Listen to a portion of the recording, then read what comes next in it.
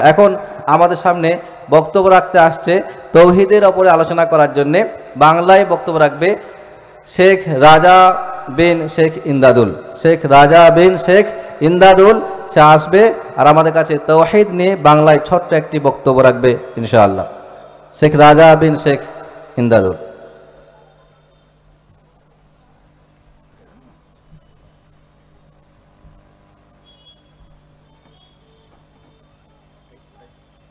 আসসালামু আলাইকুম ওয়া রাহমাতুল্লাহি ওয়া বারাকাতুহু।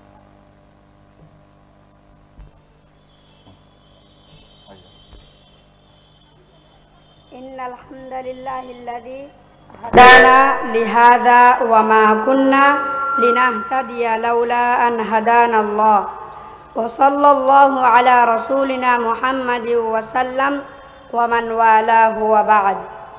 ক্বালা আল্লাহু তাআলা أعوذ بالله من الشيطان الرجيم رب السماوات والأرض وما بينهما فاعبده واصطبر لعبادته هل تعلم له سميا وقال الشاعر وفي كل شيء له آية تدل على أنه واحد। সম্মানিত সভাপতি, প্রিয় শিক্ষক মণ্ডলী, বিশেষ অতিথিবৃন্দ, শ্রদ্ধেয় শ্রোতা ও প্রিয় ভাই ও বোনেরা, আজ আমি আপনাদের সামনে সংক্ষেপে তাওহীদের গুরুত্ব সম্পর্কে ছোট্ট একটা আলোচনা করতে চাই। শ্রদ্ধেয় শ্রোতা মণ্ডলী, তাওহীদ মানুষের প্রকৃতগত ধর্ম, যার ভিত্তিতে তারা সৃষ্ট হয়েছে। অর্থাৎ একজন মানুষ বা শিশু জন্মসূত্রেই মুআহিদ বা একত্ববাদী। সহজ করে বললে প্রত্যেকটা শিশুই জন্মগত মুসলিম। পরে তার বাবা মা তাকে নিজ নিজ মতবাদ অনুযায়ী প্রতিপালন করে। নবী করিম সাল্লাল্লাহু আলাইহি ওয়াসাল্লাম বলেন, কুল্লু মাউলুদিন ইউলাদু আলাল ফিতরাহ ফাআবাওয়াহু ইউহাউবিদানি আও ইউনাসিরানি আও ইউমাজ্জিসানি। অর্থাৎ প্রত্যেক নবজাতকই ফিতরাতের উপর জন্মগ্রহণ করে। তারপর তার পিতামাতা তাকে ইহুদি, খ্রিস্টান বা অগ্নিপূজক বানিয়ে তোলে। সহিহ বুখারী 1292 ও মুসলিম 2658। শুধু তাই নয়, বরং প্রত্যেকটা মানুষই প্রকৃতগতভাবে আল্লাহতে বিশ্বাসী এবং বিপদে পড়ে তারা আল্লাহকে ডাকে। আল্লাহ বললেন, ফাইদা রাকিবু ফিল ফুলকি দাআল্লাহা মুখলিসিনা লাহুদ্দিন ফালাম্মা নাজ্জাহুম ইলাল বাররি ইযা হুম ইউশরিকুন।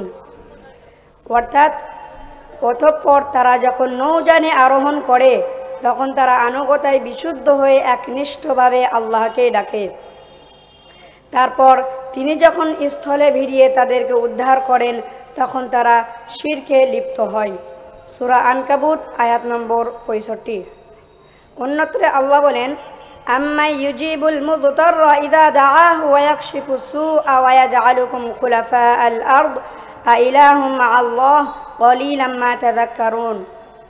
অর্থাৎ নাকি তিনি যিনি আর্তের ডাকে সাড়া দেন এবং সে যখন তাকে ডাকে এবং বিপদ দূরীভূত করেন, আর তোমাদেরকে জমিনের প্রতিনিধি বানান।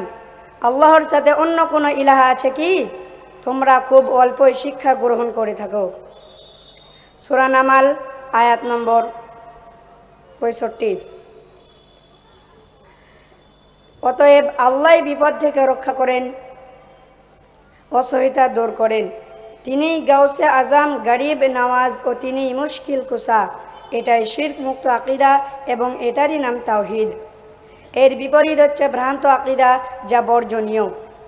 সুপ্রিয় উপস্থিতি, দুই একটি কথা তাওহীদের দাওয়াত ও প্রয়োজনীয়তা সম্পর্কে।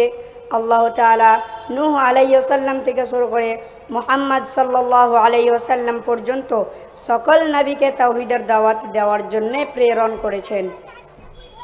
আল্লাহ বললেন, ওয়ালাকাদ বাআসনা ফি কুল্লি উম্মাতির রাসূলান আন ইয়াবুদুল্লাহ ওয়াজতানিবুত তাগুত। অর্থাৎ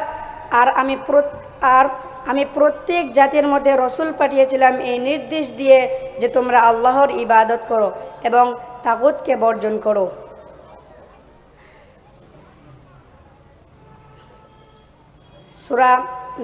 সূরা নাহাল আয়াত নম্বর 36। অন্যত্র আল্লাহ বলেন, ওয়ামা খলাকুতুল জিন্না ওয়াল ইনসা ইল্লা লিয়াবুদুন, অর্থাৎ আমি জিন ও মানব জাতিকে সৃষ্টি করেছি কেবল আমার ইবাদত করার জন্য। সূরা জারিয়াত আয়াত নম্বর 56। তাওহীদ নিছক একটা শব্দ নয়, বরং তাওহীদ না থাকলে ইবাদত গ্রহণযোগ্য হয় না। জান্নাতে প্রবেশের পূর্বে শর্ত এবং জাহান্নামের শাস্তি থেকে মুক্তির পথ। আল্লাহ বললেন, আল্লাযীনা আমানু ওয়া লাম ইয়ালবিসু ঈমানাহুম বিযুলমিন উলাইকা লাহুমুল আমনু ওয়া হুম মুহতাদুন, অর্থাৎ যারা ঈমান এনেছে এবং তাদের ঈমানের সঙ্গে কোনো ধরনের শিরক মিশ্রিত করেনি, তাদের জন্যই শান্তি এবং তারাই সঠিক পথে পরিচালিত হবে। সূরা আল আনআম আয়াত নম্বর 82। সালাফ সালাহিন বা আহলুস সুন্নাহ ওয়াল জামাআর গবেষকগণ গবেষণার মাধ্যমে তাওহীদকে 3 ভাগে বিভক্ত করেছেন। নাম্বার 1 তাওহীদুর রুবুবিয়্যাহ, নাম্বার 2 তাওহীদুল উলুহিয়্যাহ, নাম্বার 3 তাওহীদুল আসমা ওয়াস সিফাত। নাম্বার 1 তাওহীদুর রুবুবিয়্যাহ, অর্থাৎ আল্লাহকে সৃষ্টিকর্তা, পালনকর্তা এবং সমস্ত বিষয়ে পরিচালক রূপে একক মানা। আল্লাহ বললেন, ওয়ালা ইন সাআলতাহুম মান খালাকাস সামাওয়াতি ওয়াল আরদ ওয়া সাখখারাশ শামসা ওয়াল কমার লা ইয়াকুলুন্নাল্লাহ, অর্থাৎ তাদের যদি জিজ্ঞাসা করা হয় আকাশমণ্ডলী ও পৃথিবীকে কে সৃষ্টি করেছে, তার অবশ্যই বলবে আল্লাহ। সূরা লুকমান আয়াত নম্বর 25। নাম্বার 2 তাওহীদুল উলুহিয়্যাহ, অর্থাৎ আল্লাহকে একমাত্র ইবাদতের যোগ্য মানা, যেমন দোয়া, সাহায্য প্রার্থনা এবং তাওয়াক্কুল। আল্লাহ বললেন, ওয়া আবুদুল্লাহ ওয়া লা তুশরিকু বিহি শাইআ, অর্থাৎ আল্লাহর ইবাদত করো এবং তার সঙ্গে কাউকে শরীক করো না। সূরা নিসা আয়াত নম্বর 36।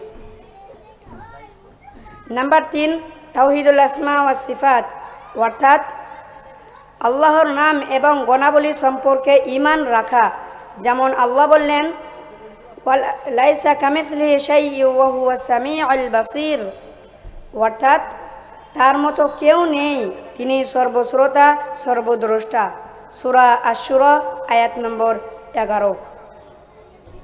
প্রিয় শ্রোতা মণ্ডলী, পরিশেষে সিফাত সম্পর্কে ইমাম মালিক রাহিমাহুল্লাহ কালজয়ী উক্তি বলে আমি আমার বক্তব্য ইতি করব ইনশাআল্লাহ।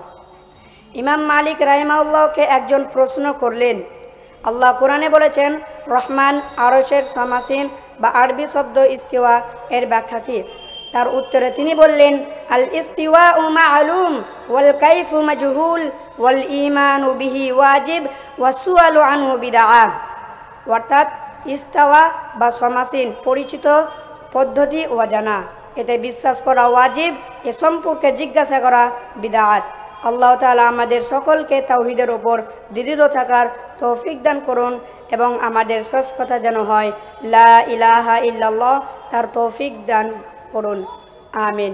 আসসালামু আলাইকুম ওয়া রাহমাতুল্লাহি ওয়া বারাকাতুহু।